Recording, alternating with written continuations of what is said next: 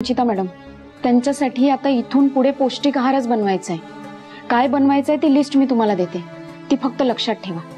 हो मॅडम। ठीक आहे, जा कामाला लागा। हो मॅडम। स्वानंदी, ऐक ना। हा मॅडम, आले।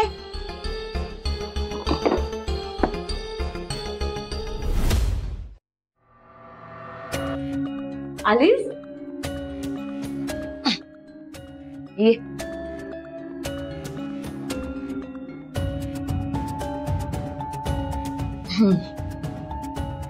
काय झालं? काही नाही ग, तुझा आवाज आला ना म्हणून बोलावलं। बस माझ्याजवळ बस।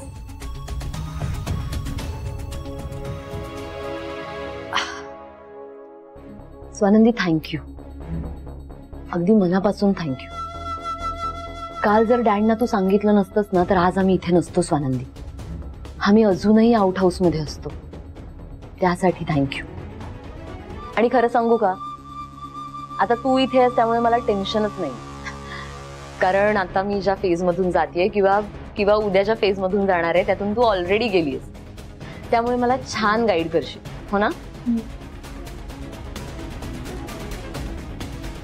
स्वानंदी, मला माफ करशील?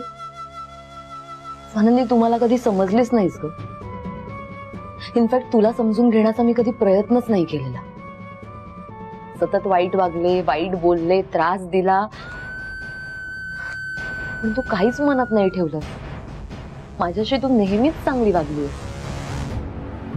तू ग्रेट आहेस स्वानंदी, थँक्यू। समोरची व्यक्ती आपल्याशी जी वागते ते त्यांचे संस्कार असतात, आणि त्याच्यावर माझी प्रतिक्रिया हे माझे संस्कार।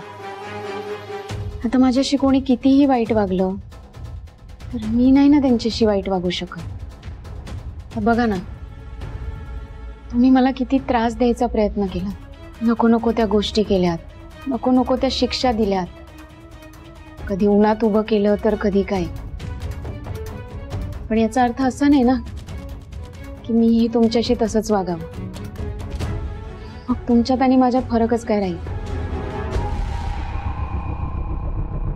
हे बघा, प्रेग्नेंट मुलीला घरात ना चांगलं वातावरण हवं असतं, तिला त्रास होता कामा नये। तुम्हाला चांगलं वातावरण मिळावं, तुम्हाला त्रास होऊ नये, म्हणून मी साहेबांना सांगितलं की तुम्हाला इथे या घरात राहू दे। स्वानंदी, किती मोठा विचार केलाय सगळं तू। मला खरंच कळत नाहीये तुझे आभार कसे मानू मी। मला खरंच माफ कर स्वानंदी।